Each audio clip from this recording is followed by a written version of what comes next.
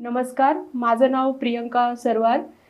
New इरा publishing हाऊसच्या YouTube चॅनलमध्ये मी आपलं स्वागत करत आहे.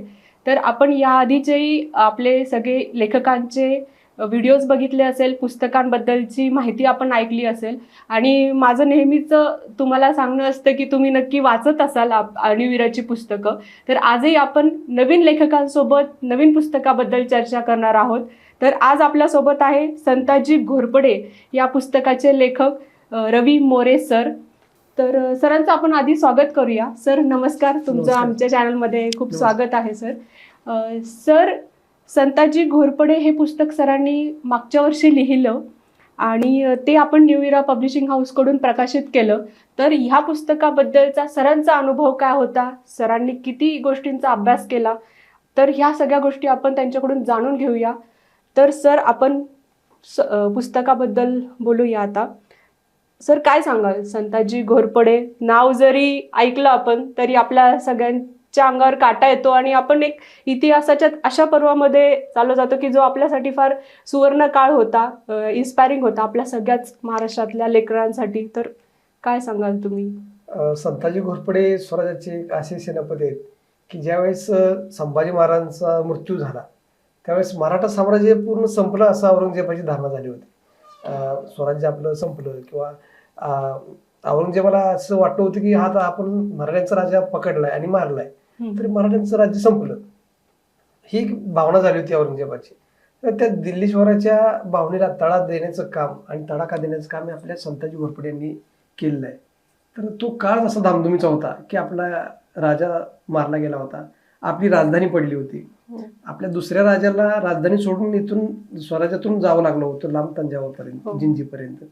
तर त्यावेळेस आपल्या सैन्याचं किंवा आपल्या मराठा राज्याचं नेतृत्व करण्याचं काम संताजी घोरपडे यांनी केलं. आणि तो एवढा धामधुमीचा काळ असताना सुद्धा दिल्लीचा बादशाह जो 22 सुब्यांचा धनी होता, असे प्रचंड आपल्या महाराष्ट्रावरती जो संकट आलं होतं, मोठा आता जो आपला आशिया खंड आहे, या आशिया खंडामधील सगळ्यात मोठं साम्राज्य होतं मुघल साम्राज्य. त्या साम्राज्याचा औरंगजेब हा बादशाह होता. तर त्याला टक्कर देण्याचं काम आपल्या संताजी घोरपडेंनी त्यावेळेस केलेलं आहे. म्हणजे सर, तुम्ही कालावधी आपण जर प्रेक्षकांना आपण सांगूया म्हणजे 1670च्या नंतर 1689 नंतरची कारकीर्द संताजी घोरपडेंची. ओके, असं जर ठामपणे आपण बोललो की 1689च्या अगोदर संताजी घोरपडेंची जास्त आपल्याला रेफरन्सेस मिळत नाही, कारण तो काळ संभाजी महाराजांचा काळ होता, 1680 नंतरचा. बरोबर, तो पूर्ण धामधुमीचा काळ होता. 1680ला शिवाजी महाराजांचा मृत्यू झाला, त्याच्यानंतर 1681ला संभाजी महाराजांनी राज्याभिषेक करून घेतला. तिथून पुढे जी कारकीर्द संताजी घोरपडेंची हळूहळू उदयास येते आणि संताजी घोरपड्यांच्या पराक्रमाचा कळस आहे तर तो राजाराम महाराजांच्या कारकिर्दीत घडला गेलाय. आणि 1689ला संभाजी महाराजांचा जो मृत्यू झाला तिथून पुढं संभाजी महाराजांच्या कारकिर्दीनंतर संताजी घोरपड्यांचा कार्यकाळ उदयास येतो. ओके सर, मला प्रश्न हा पडलेला म्हणजे जेव्हा तुम्ही आमच्याकडे आलेला संताजी घोरपडे म्हणजे शरद सरांनी मला सांगितलेलं की आपल्याकडे हे पुस्तक येते वगैरे, तर आमच्या सगळ्यांना पण हा प्रश्न पडला, वाचकांनाही पडू शकतोय की संताजी यांच्याबद्दल ऑलरेडी मार्केटमध्ये पुस्तकं आहेत, खूप आहेत, तुम्ही अभ्यास केला असतील, काही जुने रेफरन्सेस असतात. तर तुम्हाला असं का वाटलं, म्हणजे कोणत्या क्षणी वाटलं किंवा का तुमच्या मनात असा विचार आला की आपण हे पुस्तक नव्या पद्धतीने लिहायला पाहिजे? मी एमलिपचा विद्यार्थी आहे, म्हणजे ग्रंथालय शास्त्राचा विद्यार्थी. मी ग्रंथपाल म्हणून कॉलेजमध्ये जॉब करत होतो. त्यावेळेस एकदा काय झालं की आमच्या कॉलेजच्या लायब्ररीमध्ये एक पुस्तक मी वाचत होतो. त्यावेळेस एक रेफरन्स वाचण्यात आला माझा की स्वराज्याचे सरसेनापती संताजी घोरपडेंचा मृत्यू आपल्या जिल्ह्यामध्ये झाला. अच्छा, म्हणजे सोलापूर. मग तो रेफरन्सेस पकडून माझ्या डोक्यात विचारचक्र चालू झाले की स्वराज्याचा एवढा मोठा सेनापती आपल्या जिल्ह्यामध्ये मारला गेला, काय कारण असेल, आणि इथं जर मारला गेला असेल तर मग ते त्यांचं कुठं ठिकाण असेल, काय इथंच कसं काय झालं घटना, किंवा काय याच्यामध्ये पार्श्वभूमी काय आहे. मग त्या गोष्टींचा ही गोष्ट अजूनही बऱ्याच वाचकांना म्हणजे मला सुद्धा ही नव्याने कळते तुमच्याकडून की म्हणजे हे माहितीच नसतं आपल्याला, आपल्या इतिहासामध्ये याची नोंदही नसते. तुम्हाला आताच तुम्ही जेव्हा अभ्यास करायला लागलात, 12 वर्षापूर्वीच चालू केलं होतं वाचन, त्यावेळेस कळलं की बाबा संताजी घोरपडेंचा मृत्यू आपल्या ठिकाणी आपल्या जवळपास घडला आणि आपल्याला ते माहिती नाही. आणि एवढ्या मोठ्या सरसेनापतीचा मृत्यू आपल्या इथं घडतोय आणि आपण त्यांच्याविषयी अजून काहीतरी वाचून उत्सुकता लागली. मग ते त्यांचे बाबा रेफरन्सेस गोळा करायला सुरुवात केली, तर त्यांच्याविषयी जास्त पुस्तक मार्केटमध्ये उपलब्ध नव्हते. जयश्रीराम पवार सरांचं संदर्भ पुस्तक होतं, ते तेवढं एक होतं, कारण ते सुद्धा आउट ऑफ प्रिंट होतं. मग ते मिळवायचा भरपूर प्रयत्न केला, कारण ते त्यावेळेस ते मिळत नव्हतं पुस्तक. 1-2 वर्ष गेली त्याच्यामध्ये. मग असेच एके दिवशी आमचे मित्र होते अमर साळुंखे, त्यांना त्यांची आमची भेट झाली अगोदर, आणि त्यांना विषय काढला की भाऊ मला असं असं पुस्तक पाहिजे, आणि ते पुस्तक कुठे मिळत नाही. ओके. मग त्यांची चर्चा चालू असतानाच मग आम्हाला ते पुस्तकाची एक कॉपी मिळाली मला. अरे वा. मग ते रेफरन्सेस बुक वाचायला चालू केले. संताजी घोरपडे यांच्याविषयी जास्तच उत्सुकता लागली. एवढा मोठा सेनापती आपल्या इथं मृत्यू झाला, काय कारण असेल काय. मग त्यांची जिथं जिथं त्यांच्या पाऊलखुणा पडलेत, त्यांनी कुठे कुठे रणांगण गाजवलेत, कुठे त्यांनी पराक्रम गाजवलाय, कोणते किल्ले जिंकलेत, कोणता सरदार त्यांनी मारलाय, कोणता कैद केलाय, या सगळ्या गोष्टीचा तुम्ही अभ्यास केला. मग आम्ही ठरवलंच की जिथे जिथे संताजी घोरपड्यांच्या पाऊलखुणा पडलेत त्या ठिकाणाला आपण भेट द्यायची. सध्याची परिस्थिती काय बघायचं, तो अभ्यास करायचा त्या ठिकाणाचा, ते लोकेट करायचं आपण, आणि मगच लिहायचं. म्हणजे तुम्ही अशा ठिकाणी सर स्वतः गेलात. हो. आणि स्वतः जाऊन तिथे अभ्यास केला, ते हो. माहिती मिळवली. तर मग असं कोणत्या ठिकाण आहे का, किंवा एखादं लोक असतील, तिथले लोकलाइट्स असतात, त्यांच्याकडून आपल्याला नवीन माहिती मिळते, किंवा ठिकाणं असतील ती नवीन कळतात, तुम्हाला अशी कोणती ठिकाणं कळाली जे तुम्हाला नव्याने कळालं की हे आपल्याला माहिती नव्हतं, पण आता मी इथे गेले, इथे व्हिजिट केलोय, तर मग दिड्डोरी असेल कर्नाटकमध्ये, चित्रदुर्ग जवळ दिड्डोरी गाव आहे. संताजी घोरपड्यांच्या आयुष्यातील सर्वात मोठी लढाई. माझ्या मते ह्या पुस्तकाचा सर शेवट तोच केला आहे, आणि तिथंच ते टॉप केले की पारसेकंड यावं. तर दिड्डोरीचे ठिकाण आहे ते मराठ्यांच्या शिवाजी महाराजांच्या काळ आहे, त्याच्यानंतर सर्वात मोठी जी लढाई झाली असेल ती दिड्डोरीची लढाई आपल्या केव्हा झाली होती सर? ते साधारण म्हणलं तर ज्यावेळेस कासिम खान जो औरंगजेबाचा मोठा सरदार होता, तो जिंजीला मदत घ्यायला राजाराम महाराज जिंजीच्या किल्ल्यात कैद होते, वेळा बाहेर पडला होता जुल्फिकार खानाचा. तर जुल्फिकार खानाला मदत देण्यासाठी कासिम खान चालला होता चित्रदुर्गहून. त्यावेळेस तिथं संताजी घोरपडे त्या कासिम खानाचा पराभव केला होता. ओके सर, आता तुम्ही बोलता बोललात की संदर्भ ग्रंथ किंवा संताजींबद्दल माहिती कमी होती वगैरे, पण मी बघते की मागच्या पुस्तकाच्या शेवटी सरांनी 2-3 पानाचे संदर्भ ग्रंथच तुम्ही दिले की सर तुम्ही एवढ्या पुस्तकांचा अभ्यास केलाय, म्हणजे ही खूपच मोठी गोष्ट आहे की हे पुस्तक लिहिण्यासाठी तुम्ही एवढी पुस्तकं वाचली. म्हणजे आप्पासाहेब पवार असेल, सेतू माधवराव पगडी यांचं असेल, किंवा जोशी, या सगळ्याच पुस्तकांचा तुम्ही अभ्यास केला की काय तुमचा हे होता, म्हणजे एक्सपिरियन्स, अनुभव काय होता हा सगळा अभ्यास करताना, इतिहास?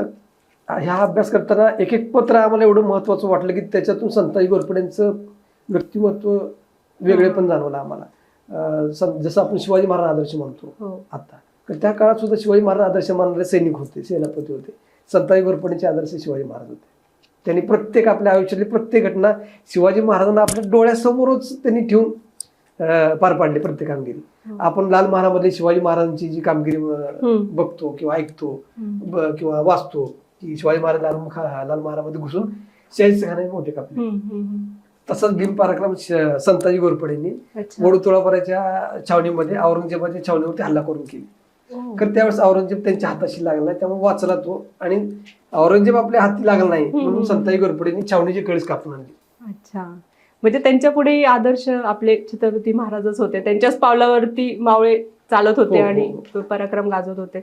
सर तुमच्या आयुष्यात कसा प्रभाव पडला जेव्हा तुम्ही लिहायला वाचायला स्टार्ट केलं असेल, किंवा तुमच्या मनात आलं तो क्षण, ती वेळ कोणती होती की नाही आता आपण लिहायला पाहिजे आणि त्याचा अभ्यास करायला पाहिजे? आमचे गुरु प्रमोद मांडे सर ज्यावेळेस त्यांच्या 61ला आम्ही भेटलो होतो, सरांच्या पाया पडलो. सर म्हटलं इच्छा आहे माझी लिहायची, म्हटलं खरं रेफरन्सेस मला जास्त मिळत नाहीत, काय नाही, किंवा सर असे आम्ही त्यावेळेस फेसबुकवरती जास्त लिहायचो. अरे म्हटलं तुम्ही विनाकारण तुम्ही फक्त फेसबुकवरती वेळ वाया घालवताय किंवा सोशल मीडिया घालवताय, तुम्ही लिहिते हो, आपल्या पोरांनी लिहायचं कधी. बरोबर. पाया पडताना मग सरांच्या पाया पडून तरी पाठीवरती असा धपका मारला, ज्यावेळेस तू लिहिशील त्यावेळेस पाया पडायला यायचं माझ्या. अरे भारी. मग सर म्हटलं ज्यावेळेस मी लिहिल ती गुरुदक्षिणा माझ्याकडून तुम्हाला मिळेल. आणि सर पण म्हटले की बाबा ज्यावेळेस माझ्याकडून काय तुला मिळेल की अडचणी किंवा तुम्ही लिहिल त्यावेळेस खरं तू लिहि, लिहायचं थांबू नको. सरांनी ज्यावेळेस सांगितलं की तुम्ही लिहा त्यावेळेसपासून सुरुवात केली लिहायची. असंच मग अमर साळुंखे यांच्याबरोबर बोलताना जिंजीचा विषय निघाला, त्यांनी त्यांचे आयुष्यातील 20-25 वर्ष तिथं जिंजीत घालले होते. विषय असा संदर्भावरून चालला होता.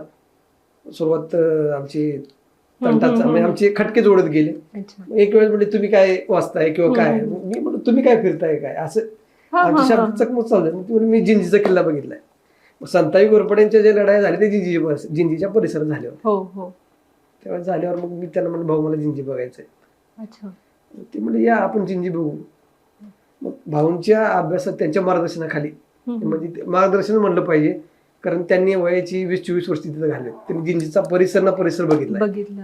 मग त्यांच्या नजरेखालून आम्ही जिंजी बघितला.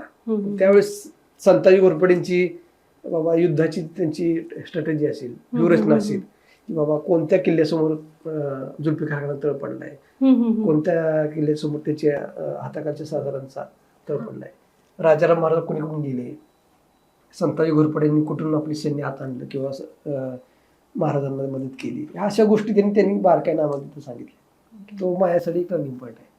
सर, म्हणजे ही खूप मोठी गोष्ट आहे. म्हणजे मी वाचकांनाही सांगू शकते की आपण नेहमीच सोशल मीडियाचा वापर एवढा करतोय किंवा पुस्तकातून गोष्टी बघतोय, तर सर हे खूप वेगळी गोष्ट आहे ना की प्रॅक्टिकली त्या ठिकाणी जाऊन आपण ती गोष्ट अभ्यासतोय, ते ठिकाण असेल, तो परिसर आपण बघतोय. म्हणजे तुम्हाला असं एकदम अंगावर काटा आल्यासारखं होत असेल की अरे इथे महाराज येऊन गेले किंवा इथे संताजी घोरपडे येऊन गेले, असं.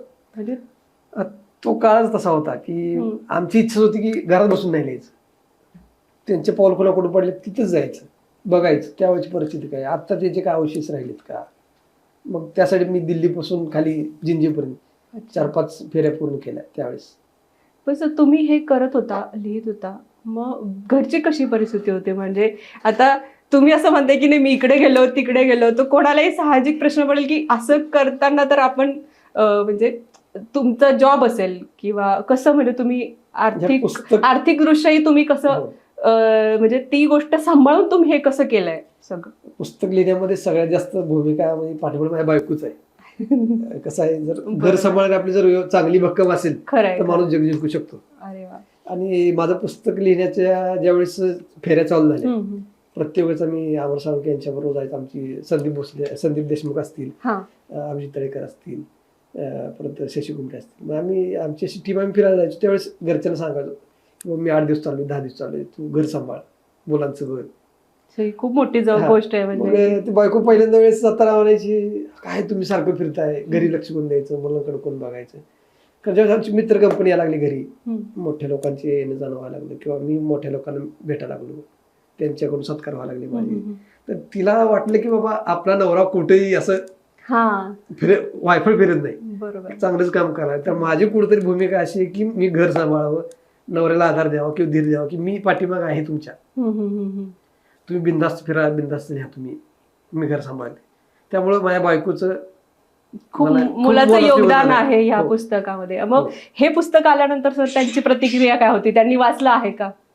त्याने फक्त त्यांनी थोडं वाचलं की म्हणली मी जर आता एवढं जर सगळं वाचलं तर परत तुम्ही काय लिहिणार किंवा काय करणार, त्याच्याविषयी मला एवढं जास्त इंटरेस्ट येणार नाही. बरोबर आहे, मी थोडंच वाचणार म्हणली. आणि ज्यावेळेस तुमचं पुढचं पुस्तक येईल त्यावेळेस मी कम्प्लीट करणार. म्हणजे सर तुम्ही आता हिंट दिली सरांनी आपल्याला की पुढचं पुस्तक सरांचं येणार आहे. माझ्या मते सर यात हा अजून शेवट जो सरांनी मांडला आहे तो पुस्तकाचा शेवट नाहीये सर, तुम्ही क्रमशःच लिहिलेलं आहे की अजून त्याचा पुढचा पार्ट येतोय. काय केलं की मुद्दामच मी आपल्या वाचकांची उत्कंठा राहावी, पुढचा भाग कधी, पुढं काय होईल, तेवढ्यासाठी मी तो पार्ट तिथं स्टॉप केला. आणि पुढची उत्सुकता लागावी वाचकांना, त्यासाठी पुढच्या भागामध्ये काय होईल, पुढचा पार्ट कधी येणार. म्हणजे तुम्ही आता मगाशीच उल्लेख केला सर की लढाई जी झाली, दिड्डोरीची लढाई, त्याचा शेवट आहे. तोच संताजी घोरपड्यांच्या आयुष्याचा टर्निंग पॉईंट आहे. अच्छा, म्हणजे बरोबर तुम्ही एकदम टर्निंग पॉईंट वरतीच पुस्तक हे संपवलंय. सर कधी येतोय मग? आम्ही त्याची वाट बघतोय पुढचा पार्ट. पुढच्या 1 ते 1.5 महिन्यात पुस्तक आपल्या हाती, जास्तीत जास्त 1 महिना. पुढचं प्रकरण पूर्ण आपलं पूर्ण झालेलं आहे. अरे वा, अरे वा. आणि फक्त आता संताजी घोरपड्यांचा शेवट तो फक्त आपला चॅप्टर राहिलेला आहे. तो झाला म्हणजे. सर तुम्ही आता सांगितलं एवढे संदर्भ ग्रंथ तुम्ही वाचले, तुम्ही स्वतः त्या ठिकाणी जाऊन फिरलात, तर महाराष्ट्राबाहेरही तुम्ही फिरलात हो. जाऊन, म्हणजे तमिळनाडू असेल किंवा कर्नाटक असेल, तर महाराष्ट्रातले तर आपलेच लोक असतात सगळे, आपल्याला तिथला ठिकाणाचा परिचय असतो. तर बाहेर जाऊन तुमचा काय एक्सपिरियन्स होता तिथल्या राज्यांमध्ये, तिथल्या गावांमध्ये, तिथल्या लोकांशी बोलताना काय अनुभव होता तुमचा?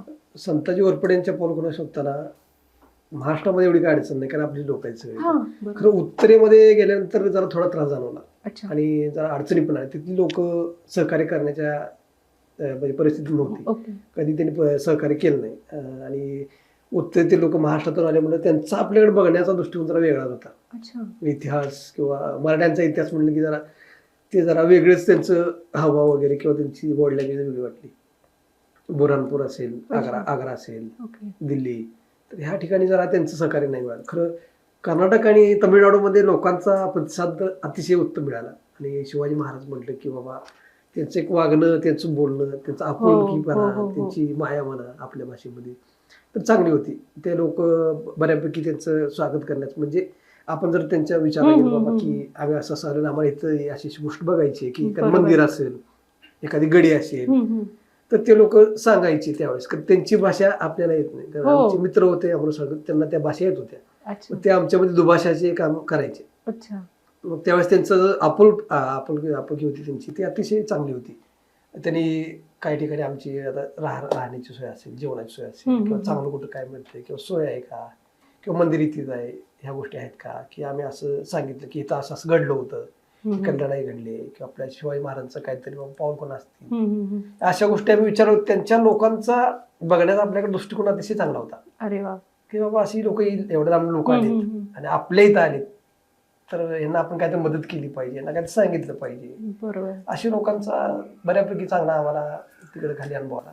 म्हणजे सर मी विचार करते की सपोज तुम्ही एखाद्या घटनेवर किंवा त्या काळाबद्दल एक पान लिहितात, त्या एका पानाचं लिहायचं फक्त ज्या 30 ओळी आहेत, त्याच्या पाठीमागे तुम्ही एक एवढा प्रवास करताय, तेवढ्या अडचणी तुम्हाला येतील तर त्या तुम्ही फेस करताय वगैरे, म्हणजे ही खूप मोठी गोष्ट आहे ना. म्हणजे आज आणि आमच्यासारख्या वाचकांना तुम्ही ते असं आयतं आणून देतायत की आता मी एवढं फिरलोय, मी एवढा अभ्यास केलोय, मी लोकांना भेटलोय, तुम्हाला अडचणी आल्यात, तुम्ही त्या सगळ्यावरती मात करून वाचकांसमोर, नवीन पिढीसमोर हा नवा इतिहास तुम्ही आणताय, नव्या गोष्टी समोर आणतायत. तर अजून एक काही असं आहे का की तुम्हाला नवीन कळालंय, नवीन एखादा ठिकाण असेल?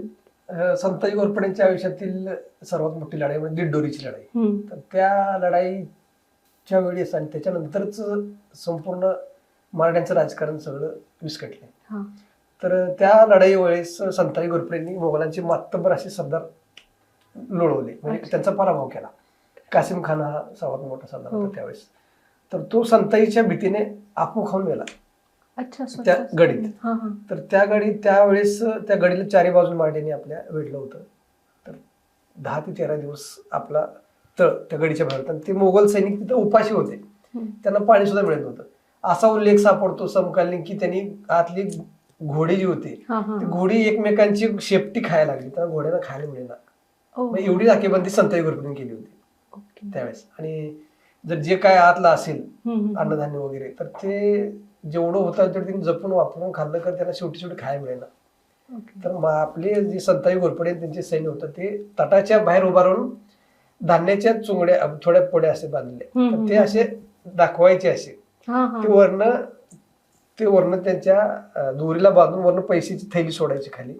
ते मराठीचे सैन्य ती थैली सोडायची, पैसे घ्यायचे, आणि त्या धान्याची बारकी पुडी असायची, ती पुडी त्या दोरीला बांधायची, सोडायची. म्हणजे धान्य त्यांचं लुटले संताजी घोरपडेंनी. ते धान्य त्यांना पैसे त्यांचे घेऊन परत त्यांना मागायला, त्यांना आत खायला ते अन्न दिले. वेगवेगळ्या ट्रिक्स ते वापरत होते. मग ती अशी जी दिंडोरीची लढाई घडली, ते ठिकाण आम्हाला बघायचं होतं. तर त्या दिंडोरीच्या लढाईमध्ये संताजी घोरपडे ज्यांच्या हाताखाली लढले सेनापती होते, छत्रपती राजाराम महाराज, तो असा एवढा मोठा विजय आपल्या राजाला समर्पित करायचा म्हणून संताजी घोरपडेंनी त्या काळात राजाराम महाराजांचं दगडी शिल्प तिथे घडवले.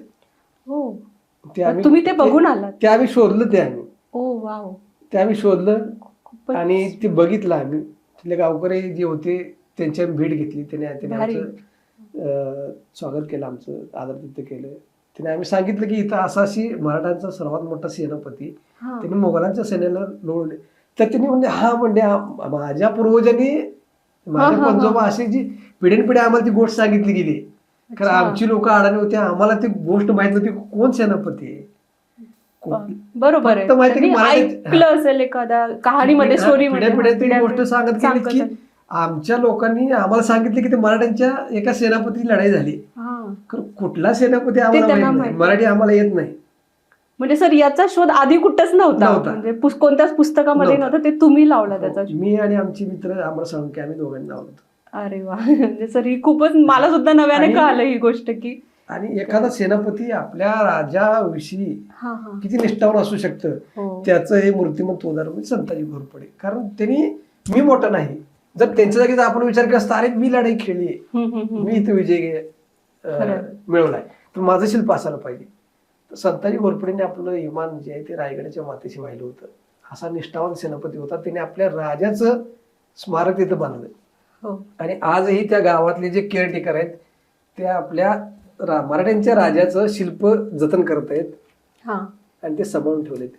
अरे वा. म्हणजे सर खूपच हे नव्याने आम्हाला मला पण कळाली नव्याने माहिती की सर किती इंटरेस्टिंग गोष्टी आहेत ह्या. छोट्या छोट्या तुम्हाला नवीन नवीन अनुभव आले असतील, तुम्हाला स्वतः नवीन गोष्टी कळाल्या असतील.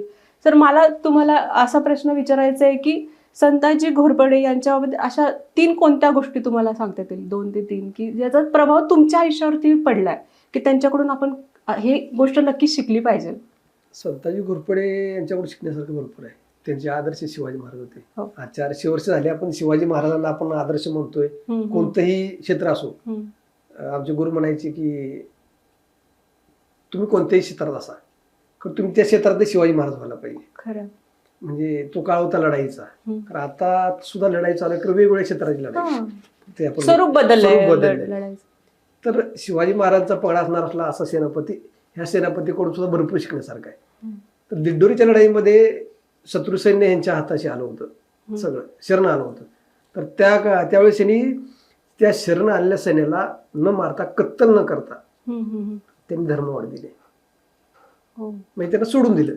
आणि शत्रू सैन्य असून सुद्धा त्या सैन्याला यांनी स्वतःच्या सैन्यातलं अन्नधान्य, एका हाताने भाकरी आणि दुसऱ्या हाताने पाणी पाजून त्या सैन्याला, शत्रू सैन्याला धर्मवाढ देऊन आपली एक तुकडी त्या संरक्षण देऊन त्यांना सुखरूप पोहोचवले. अरे बापरे.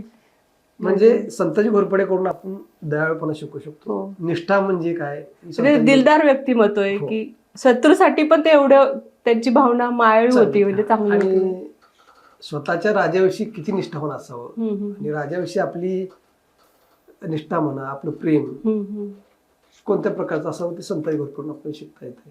बरोबर. दुसरी गोष्ट संताजी म्हणजे मैत्रीचे एक मूर्तिमंत उदाहरण म्हणजे संताजी घोरपडे. आपल्या सहकार्याविषयी, आपल्या जोडीदाराविषयी जी काही भावना आहे मैत्रीची, ती संताजी घोरपडेकडून शिकण्यासारखी भरपूर आहे. अच्छा. लढाईमध्ये एखादा असं सांगू शकाल का की लढाईमध्ये कितीतरी वेळा असं आलं की आपले जे सहकारी आहेत जखमी झालेत किंवा अवघाता अडचणीच्या काळात, तर त्यावेळी संताजी घोरपडे जीवावर उदाहरण आपल्या सहकार्याने वाचवले. काही वेळेला आपल्या जे जखमी सैनिक आहेत त्या सैनिकांना, आपल्या सोबत्यांना ते त्या लढाईच्या अवघड प्रसंगातून बाजूला काढून त्यांनी आपल्या त्यांची औषध पाण्याची सोय केली मैत्रीसाठी. अरे वा. सर म्हणजे आता आपण संतांजींबद्दल तुम्ही मला एवढ्या गोष्टी सांगितल्या, आपण बघतोय म्हणजे सरांचं पुस्तक मी सांगते सर 1 वर्ष झालंय आता पुस्तक येऊन. आपण आताच सगळ्या फेसबुकवरती सगळ्यात जुन्या त्यावेळेसच्या पोस्ट येत होत्या 1 वर्षापूर्वीच्या, माझ्याही प्रोफाईलला येत होता की, आणि मी न्यू इरामध्ये काम करतेय, आम्ही भरपूर पुस्तकं आता संताजीचे. सर ही कितवी आता 2री 3री आवृत्ती आहे आपल्या पुस्तकाची? 3री संपली आहे. हो, 3री आवृत्ती संपली आहे. तर 3 आवृत्त्या संपल्या आहेत, 3000 कॉपीज संपल्या आहेत. तर पूर्ण महाराष्ट्रामध्ये सर आम्हाला इतका चांगला रिस्पॉन्स आला प्रेक्षकांचा. सगळ्यांनी आवर्जून पुस्तकं मागितले, ते वाचून त्याच्या प्रतिक्रिया दिल्या. उलट सगळेजण खूप आतुरतेने वाट बघतायत की याचं पुढे काय झालं, म्हणजे पुढचंही वाचायचं आहे वाचकांना. सर पण मला तुम्हाला विचारायचं आहे सर की वाचकांचा काय रिस्पॉन्स होता, म्हणजे तुम्हाला कसे अनुभव आले, लोकांनी तुम्हाला काय प्रतिक्रिया दिल्या? वाचकांचा अनुभव अतिशय सुंदर होता, चांगला होता की लोकांना बऱ्याच गोष्टी काय नवीन आपल्याला त्यांना वाचायला मिळाल्या. त्याच्यामध्ये दिंडोरी असतील किंवा औरंगजेबाचा जो औरंगजेबांची भीती खाल्ली होती संताजी घोरपड्यांची, त्या गोष्टी असतील, किंवा औरंगजेबाचे सरदार संताजी घोरपडे बरोबरच्या त्यांच्या विरुद्ध जर लढाईचा प्रसंग आला तर ते कसे भयभीत होत असेल, अशा गोष्टी बऱ्यापैकी मी मांडण्याचा प्रयत्न केला. आणि त्या गोष्टी नवीन वाचकांना कळले. ते संताजी घोरपडे म्हणजे जणू राक्षस अशा, किंवा संताजी घोरपडेंना ते एवढी भीती बसली होती की समकालीन अशा साधनामध्ये बोलले काय की अरे तुला ते मोगलांचे सैनिक त्यांच्या घोड्यांना पण म्हणतो, अरे तुला पाण्यामध्ये संताजी घोरपडे दिसतो काय, असे अशी भीती होती. होती.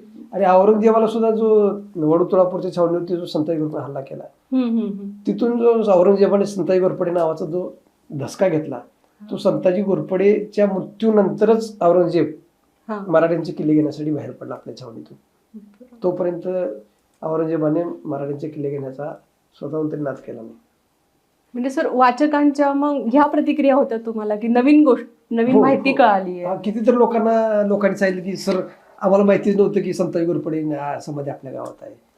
संताजी घोरपडे बाबा, औरंगजेब आपल्या संताजी घोरपडेंना आपल्या सेनापतींच्या भीतीने आपल्या गावामध्ये राहिला होता. अशा गोष्टी वाचकांनी भरपूर सांगितलं की जिंजीपर्यंत संताजी घोरपडे लढाई खेळलेत त्या माहित नव्हत्या. बुराणपूर अशी कोणती प्रतिक्रिया आहे का जी तुमच्या अजूनही लक्षात आहे की, आणि आपले मित्र मंडळी असतील किंवा हितचिंतक असतील ते म्हणजे ते आपल्याबद्दल बोलणारच आहे, ते आपल्याला प्रोत्साहन देतात वगैरे, पण अशी व्यक्ती, अशी प्रतिक्रिया की जे तुम्हाला ओळखत नव्हते आतापर्यंत, पण पुस्तकामुळे त्यांनी तुमच्याशी संपर्क साधला आणि प्रतिक्रिया? भरपूर प्रतिक्रिया आहेत. काही जणांनी फोन करून सांगितलं, काही जणांनी मेसेज केलेत व्हॉट्सअपवरती, काही जण एका दोघांनी पत्र पण पाठवले होते.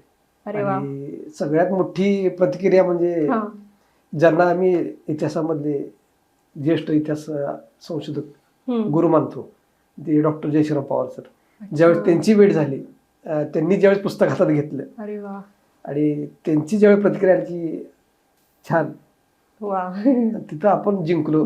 बरोबर आहे. तिथे तुम्हाला एकदम मनाला समाधान वाटलं असेल की सरांनी अर्धा तास ते पुस्तक होते. सरांनी त्यांच्या काही 2-3 शंका विचारल्या आणि ज्यावेळेस आपण त्यांच्या शंकेचं निरसन करू शकलो, ही भावना मनाला अतिशय आनंद देणारी झाली त्यावेळेस. कारण सरांचे प्रश्न आणि त्याला आपण उत्तर देणं म्हणजे ते माझ्या दृष्टीने तरी सामान्य गोष्ट नव्हती. कारण मी खूप मोठी गोष्ट आहे. कारण जयश्रीराव सरांचं संदर्भ पुस्तक बघूनच मी पुस्तक लिहायला घेतलं होतं. तुम्ही एक रेफरन्स म्हणून सरांचंच पुस्तक समोर ठेवलं होतं आणि त्यांनाच आपण जाऊन भेटतोय, त्यांच्याकडूनच आपल्या पुस्तकाची प्रतिक्रिया. तो एक आयुष्यातला सर्वात मोठा सुखद क्षण होता. अरे सर, आणि मुळात आम्हाला हे विचारायचं की न्यू इरा पब्लिशिंग हाऊस कसं आहे, म्हणजे तुम्ही कसे आला इथपर्यंत, प्रवास कसा होता? सरांची माझी पहिली भेट रायगडवरती घडली. शरद तांदळे सरांची. शरद तांदळे सर आणि रायगडाच्या मातीने आतापर्यंत मला दिलेली सगळी माणसं मौल्यवान आहेत. त्या रायगडच्या मातीमध्येच तो गुण आहे की रायगडची माती अस्सल हिरं देते. आणि रायगडच्या राजसदैवरतीच शरद तांदळे सरांच्या हस्ते माझ्या पहिल्या पुस्तकाचं प्रकाशन मी केलं होतं. सोलापूर जिल्ह्यातील ऐतिहासिक मंदिरे. आणि त्यावेळेसच सर म्हणले होते, अहो मोरे तुम्ही पहिलं पुस्तक आमच्या इकडून करायला पाहिजे होतं. सर म्हणलं माझी इच्छा होती की पहिलं पुस्तक मी स्वतःच करावं, पब्लिकेशन प्रकाशन. त्यावेळेस सरांना म्हणून सर माझा पुढचा प्रोजेक्ट आहे की मी आपल्या प्रकाशन हाऊसला करणार. सरांनी भेटूया म्हणून सांगितलं. परत सरांच्या ऑफिसला निघायच्या मी भेटलो सरांना. सर म्हणले आपल्याला मोरे करायचंय आणि तुम्ही तयारीला लागा. तिथून संताजी घोरपड्यांच्या ज्या कादंबरीचा प्रवास सुरू झाला. अरे वा, म्हणजे कादंबरी तुमचा आणि न्यू इराचं पण एक म्हणजे जुळून आल्यात सगळ्या गोष्टी. आणि अरे वा सर, मला तुम्हाला अजून एक असा प्रश्न विचारायचा आहे की आपण आता, तुम्ही पण एवढा इतिहासाचे अभ्यासक आहात, म्हणजे आपण सगळेच स्टुडंट आहोत, विद्यार्थी आहोत, आपण इतिहास वाचतोय, तर तुम्ही नवीन तरुणांना, नवीन जे आपले वाचक आहेत अजून, आणि त्यांना काय सांगाल की, म्हणजे बऱ्याच जणांना, कधी तरुण पिढीला पण आता खूप वाचायला लागली आहेत तरुण पिढी. मध्यंतरी काळामध्ये असं व्हायचं की नाही आता कंटाळवाणं होतंय, इतिहास नाही वाचायचा वगैरे, पण तुम्ही काय सांगाल तरुण पिढी? इतिहासातून भरपूर घेण्यासाठी गोष्टी आहेत. लोकांना वाटते काय इतिहास, काय लढाई, त्यामधून काय घ्यायचं आहे, काय आता काय तो काळ बदलला आहे. सध्याच्या काळामध्ये काय कोरोनाची लाट येऊन गेली, भरपूर लोकांचे जॉब गेले, लोक काय डिप्रेशन मध्ये गेले, काही जणांनी आत्महत्या केल्या वगैरे.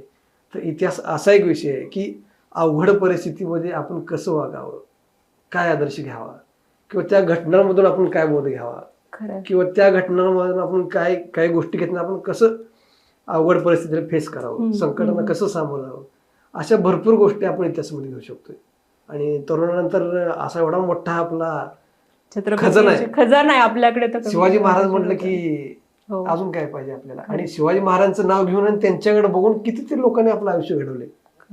खरं त्यात संताजी घोरपडे असतील, आपण आहे आता सध्या, आपण आपल्या दैनंदिन जीवनामध्ये आपण प्रत्येक गोष्टी बाबा फेस करतो दररोजच्या सकाळी उठल्यापासून खाली झोपेमध्ये. त्यात भरपूर अशा गोष्टी की आपण त्या इतिहासामध्ये शिकू शकतो.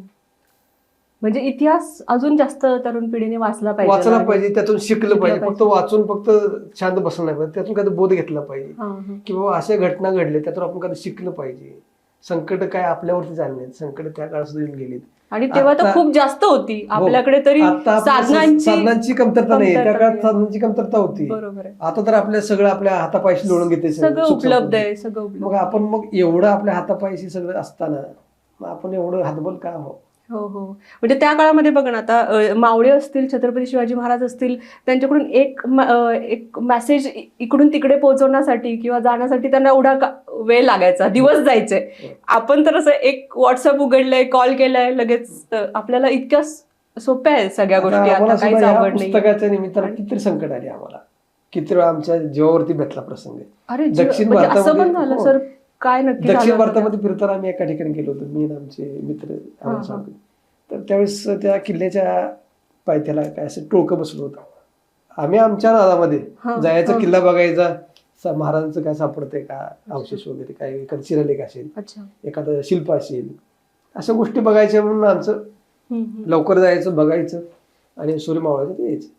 तर ते आमच्याकडे कॅमेरे वगैरे, मोबाईल मोठे सगळे असे बघून ते तिथले ते टोळकं आमच्या मागावरती लागले. जसं आम्ही किल्ल्यात गेलो तसं तसं ते आमचा पाठलाग करत आले आणि एके ठिकाणी त्यांनी आम्हाला गाठलं. त्यांनी त्यांच्या हाताने आमच्या मित्राच्या नरड्याला लावलं. अरे बापरे.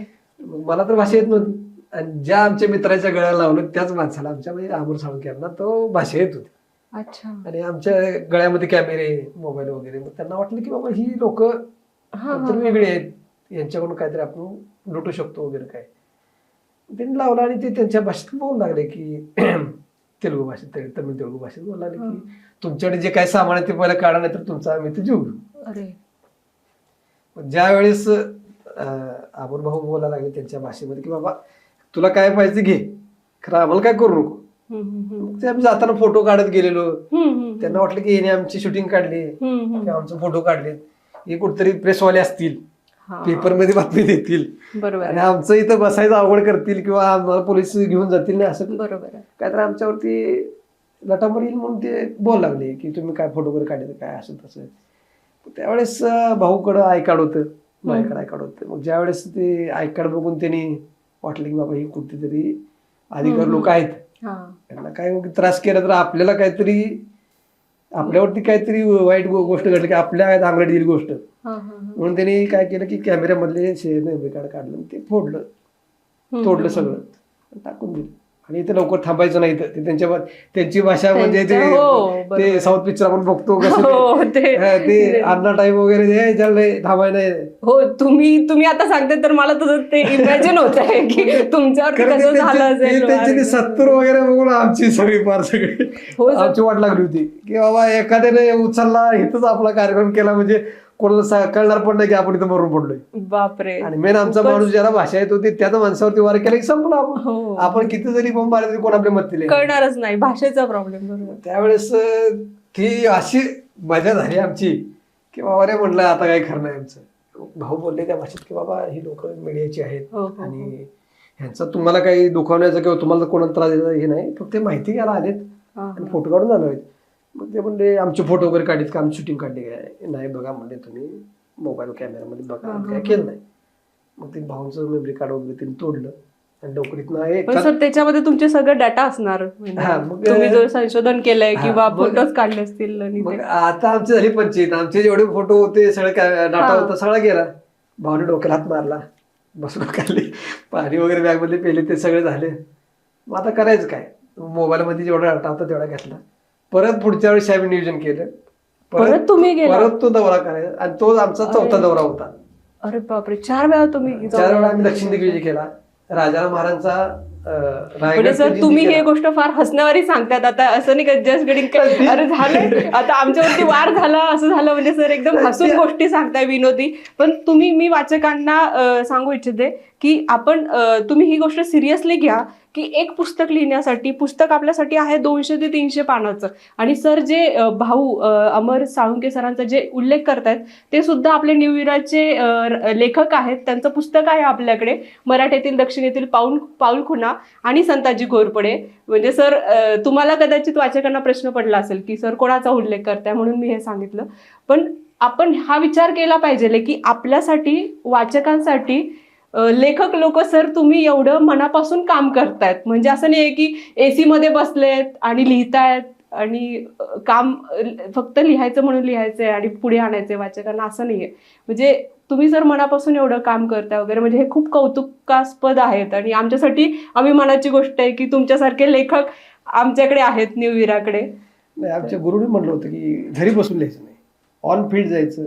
जिथे जिथे काय घडली घटना, त्यावेळेस काय परिस्थिती होती, आत्ता काय आहे, तुमच्या समोर लिहिताना तो चित्र किंवा तो प्रसंग उभा राहायला पाहिजे. बरोबर आहे की बाबा इथं संताजी घोरपडेने इथं फौज आणली, किंवा इथून त्यांनी मार्ग काढलाय, इथं काय घडलं असेल त्यावेळेस ती परिस्थिती तुमच्या नजरेसमोर राहिली पाहिजे, तरच तुम्हाला लिहिता येईल किंवा तो प्रसंग तुम्ही जिवंत करू शकाल.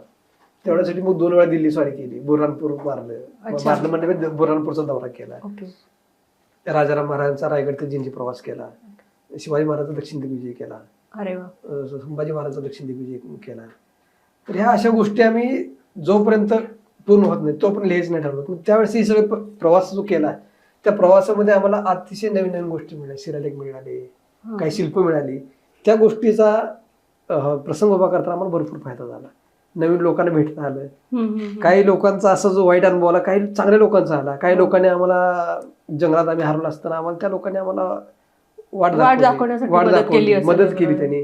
काही लोकांनी जीव घातले. काही वेळेस आम्हाला आमच्या भरवणामध्ये पाणी संपलं असेल तर त्या लोकांनी आम्हाला पाणी पाजून किंवा आरामाला जागा देऊन काहीतरी खाऊ घालून पोटाला. म्हणजे तुम्हाला चांगलं माणुसकीचाही तेवढाच प्रत्यय आलाय की वाईट प्रसंग कमी आले आम्हाला अनुभवाला दक्षिणेमध्ये, चांगले प्रसंग जास्त आले. लोकांनी आपुलकीने मायानं घाऊ घातले, काही लोकांनी आसरा दिलाय.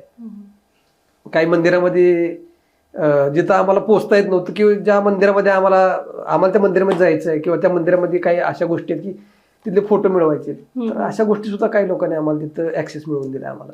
तर त्या गोष्टी सुद्धा फायदा झालाय. दक्षिण भारत आपल्या महाराजांना जास्त मानतात. शिवाजी महाराजांना मानण्यापेक्षा जास्त शहाजी महाराजांना मानतात. एका मंदिरामध्ये गेलो तर तिथले पुजारी आम्हाला भेटले. आमची मराठी भाषा ऐकून ते महाराष्ट्र त्या भाषेत भाऊ ज्यावेळेस आले त्यावेळेस ते कन्नडमध्ये बोलायला लागले. ते म्हणले तुम्ही आलात छान वाटलं, कारण तुमच्या बापजाद्यांचा आमच्यावरती जास्त आम्हाला उपकार आहे. मी भाऊला विचारलं भाऊ काय म्हणते, ते म्हणले तुमच्या पूर्वजांचा आमच्यावरती उपकार आहेत. काय ते म्हणले आम्ही रॉयल फॅमिलीच्या पूर्वीच्या काळी कसं राजांचे जे पुरोहित असायचे तर त्या फॅमिलीमधून आम्ही पिढ्यानपिढ्या आम्ही या मंदिराची सेवा करतोय. तर म्हणजे तुमच्या शहाजी राजांची आम्हाला त्याचे उपकार जास्त आहेत. जर ते नसते तर दक्षिणेमधले मंदिर नसते किंवा आम्ही पण नसतो इथे पूजा करायला. अरे वा, म्हणजे मोठी गोष्ट सर, शहाजी महाराजांचा त्यांनी उल्लेख केला. मग एका दृष्टीने ते म्हणले की तुमच्या महाराष्ट्रीय लोकांचा किंवा मराठी म्हणजे इथे जे तुमचे राज्य करते त्यांचा आमच्यावरती हा भरपूर मोठा उपकार आहे, त्यांच्यामुळे आम्ही आज खातोय. मग ते जर नसते तर मंदिर नसते तर आम्ही नसतो. त्या गोष्टीचा कुठेतरी अभिमान आम्हाला वाटला की बाबा आमच्या पूर्वजांची जाण ह्या लोकांना आहे अजून. बरोबर, म्हणजे आपल्यासाठी सर किती अभिमानाची गोष्ट आहे की महाराष्ट्राचा एवढा सगळीकडे उल्लेख होतो आणि अभिमानाने उल्लेख होतो की सगळेजण आवर्जून आपल्या पूर्वजांबद्दल, महाराजांबद्दल, म्हणजे छत्रपती असू द्यात, शिवाजी महाराज असू द्यात किंवा शहाजी राजे, संभाजी महाराज, त्यांचा उल्लेख करतात. सर म्हणजे आता सगळेच आपण चर्चा ही काय थांबणारी नाही, मला वाटतं इतिहासावरती आपण फार बोलत राहू. आणि सर आमच्या वाचकांना तुम्ही काय सांगाल, म्हणजे तुमच्याकडून एक असा काय संदेश द्याल, इतिहासाबद्दल असेल किंवा संताजी घोरपडे यांच्याबद्दल असेल? इतिहास असं एवढं मोठं महासागर आहे की आपण तुला महासागर तळघाव सापडत नाही का. इतिहासामध्ये अनेक गोष्टी आहेत, चांगल्या पण आहेत, वाईट पण आहेत. कारण आपण चांगल्याच गोष्टी घेतल्या पाहिजेत. तर सध्या काळात सुद्धा युवकांना जर मोठी भरारी घ्यायची असेल तर इतिहासामध्ये जी घडलेले पात्र आहेत त्याच्यामध्ये भरपूर असे आहेत की शिवाजी महाराज असतील, शहाजी महाराज असतील, स्त्रिया सुद्धा आहेत आपल्या. हो, स्त्रिया आणि आपले सगळेच मावळे आहेत. मावळीने तर एवढं मोठं बलिदान दिलं राजासाठी. हसत हसत आपल्या राजासाठी लोकांनी बलिदान केले, पिढ्या पिढ्या खर्च घातले. त्यातलं घोरपड्यांचं घराणं तर असं आहे की त्यांनी आपलं पूर्ण घराणं त्यांनी ह्या मातीसाठी, स्वराज्यासाठी त्यांनी खर्च घातले. महाराजराजे असतील, महाराजराजे घोरपडे असतील, संताजी घोरपडे असतील, त्यांचे भाऊ असतील, तर त्यांची मुलं असतील. तर जर तुम्ही एखाद्या गोष्टीसाठी जर तुम्ही जर ठरवलंच मनामध्ये की आपल्याला ती पारच पाडायची किंवा करायचंच आहे, आणि जर तुम्ही एखाद्या गोष्टीला आदर्श मानलात किंवा एक गोष्ट मनाशी तुम्ही चंग मानला की आपल्याला करायचंय, तुमच्या आयुष्यात किती अडथळे येऊ द्या किंवा तुम्हाला कितीही बाबा नुकसान जर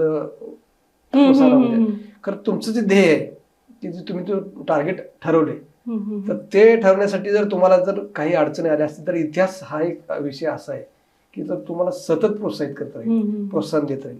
अशा अनेक घडामोडी की आपल्यापेक्षा त्या काळात त्या लोकांना भरपूर अडचणी त्या आल्या त्या घडामोडी. शिवाजी महाराजांचा पुरंदरचा तह असेल, संभाजी महाराजांचा ज्यावेळेस औरंगजेब दिल्लीवरून महाराष्ट्रात चालू करून असेल, ती गोष्ट असते. म्हणजे इतिहासाकडे आपण एक प्रेरणास्थान म्हणून एनर्जी पॉइंट आपण बघितला पाहिजे, तिथून मिळते आपल्याला एनर्जी. आणि ह्या काळामध्ये सुद्धा त्या इतिहासामधून भरपूर घेण्यासारखी गोष्टी आहेत. अरे वा सर, म्हणजे तुमच्याकडून खरंच मला खूप नवीन गोष्टी शिकायला मिळाल्या आणि नवीन गोष्टी खूप माहिती कळाली की ही मला माहिती नव्हतं, आणि नक्कीच वाचकांनाही ती समजली असेल सर आम्हाला. तर आम्ही पुढच्या भागाची नक्कीच वाट बघतो सर. तुम्ही बोलले जाता 1-1.5 महिन्यामध्ये स्त्रियांनी सुद्धा इतिहासामधून घेण्यासारख्या भरपूर गोष्टी आहेत. आणि सध्या जो ट्रेंड चालू आहे मालिकेचा, त्याच्यापेक्षा जर आपल्या महिला वर्गाने जर इतिहासातल्या ज्या कर्तव्य स्त्रिया होत्या ह्यांचं चरित्र जर वाचलं तर मी असं म्हणत नाही की आपल्या स्त्रिया कुठं कमी आहेत, तर त्या स्त्रियांचं जर व्यक्तिमत्व वाचून जर तुम्ही त्यांच्याकडून अजून काय घेतलं तर निश्चितपणे तुमचं जे 100% तुमचं योगदान आहे कदाचित त्यात सुद्धा वाढ होऊन जाईल. कारण आपल्या सध्याच्या मुली किंवा असतील, मालिका असतील किंवा जे सोशल मीडिया एवढ्या पुरतं सध्या जास्त त्यांचं त्या बाजूला ते झुकले गेले किंवा ओढले गेले. जर त्या महिला वर्गाने जर इतिहासातल्या ज्या पात्र आहेत आपल्या, जे जमात असतील, ताराबाई असतील, येसुबाई असतील, आता प्रत्येक स्त्री त्यागाचं मूर्तिमंत उदाहरण आहे आजच्या आपण स्त्रिया म्हणतोय मी. कारण त्यांचं स्त्रियांशिवाय कोणतीही गोष्ट घडत नाही. आपली मातृसत्ताक ही आपली मातृसत्ताक आपली भूमी आहे. बरोबर. आणि आपण आपल्या ह्याच्यामध्ये प्रत्येक कार्यामध्ये स्त्रियांना मान असताना आहे. तर ह्या वेळेस जर आपल्या या महिलांनी जर ऐतिहासिक ज्या व्यक्तिरेखा त्यांच्याकडून जर वाचनातून त्यांच्या जर आपला आदर्श काय काय गोष्टी घेतल्या तर त्यांच्यासाठी भरपूर फायदे आहेत. म्हणजे सर तुम्ही इनडायरेक्टली तरुण पिढीला किंवा स्त्रियांना, मुलींना हे पण सांगताय की तुम्ही तुमचा अमूल्य वेळ कोणत्या गोष्टीसाठी दिला पाहिजे. मालिकांपेक्षा जर ऐतिहासिक स्त्रियांचा जर अभ्यास घेतला निश्चित त्याचा फरक पडू शकतोय. आणि येसुबाई हे मूर्तिमंत त्यागाचं प्रतीक आहे. जर येसुबाईने त्यावेळेस जर तो त्याग केला नसता तर कदाचित आजच्या भारताचं आणि महाराष्ट्र किरकोळ गोष्ट आहे, भारताचं चित्रच बदललं असतं. कारण येसुबाईंनीच तो त्याग करून ती भूमिका घेतली, त्यामुळे आपलं स्वराज्य तगलं आणि वाढलं. स्वराज्याचं साम्राज्यात रूपांतर येसुबाईंच्या मुलांनी केलं, थोर शाहू महाराजांनी. तर येसुबाईंनी जर स्वार्थीपणा जर स्वार्थ स्वतःचा बघितला असता तर आजची परिस्थिती वेगळी असली असती. म्हणजे त्यांनी त्या काळी तेवढा त्याग केलाय सर, म्हणून आज आपण ते सुखाने आता महाराष्ट्रामध्ये पण एवढं राहतोय, बघतोय. आणि सर हे सुद्धा म्हणजे फार महत्वाची गोष्ट सांगितली आहे तुम्ही शेवटी जाताना पण. आपल्या पुस्तकामध्ये सुरुवातच येसुबाईंची. येसुबाईंचे हो सर. तुम्ही आता म्हणजे ते खरं मी वाचकांना सांगायचं राहिलं की तुम्ही अनुक्रम आपण बघत असाल. रायगडापासून सर तुम्ही सुरुवात केली आहे आणि शेवट जो आहे जिंजी, बोहीम आणि भीम पराक्रम म्हणून असं केलं. आणि मध्ये जे आहे तुम्ही बघू शकतात औरंगजेब आलमगीर म्हणून आहे, बादशाहचे नाक कापले असं सरांनी टॅग दिला. तर ह्या गोष्टी नाव असं आहे पण त्याच्यात काय आहे तर तुम्ही वाचा आणि तुम्ही आम्हाला सांगा की तुम्हाला कसं वाटतंय वाचून. गरुडजेब असेल, जिंजीचा वेढा असेल आणि बुऱ्हाणपूरचा विषय आहे, तर ह्या सगळ्या गोष्टी तुम्ही सगळ्यांनी वाचा, ज्या अनुक्रमणिकामध्ये दिल्या आहेत, आणि आम्हाला तुमचा अभिप्राय नक्की कळवा. सरही आहेत, सरांचा अभ्यास नेहमी फेसबुकवरती, सोशल मीडियावरती असतोच आहे. तुम्ही त्यांच्याशी संपर्क साधू शकतात आणि हे पुस्तक आवर्जून वाचा, संताजी घोरपडे. याचा पुढचा पार्टही येतोय लवकरच. आणि आमच्याशी संपर्क साधा. जो काही नंबर तुम्हाला दिसतोय डिस्प्लेला त्यावरती तुम्ही हे मागवू शकता पुस्तक. आणि सर, तुम्ही इथे आलात, आमच्याशी एवढ्या मोकळ्या चर्चा केल्या, भरभरून माहिती आम्हाला सांगितली आहे, त्यासाठी तुमचे मनपूर्वक आभार सर. धन्यवाद. आणि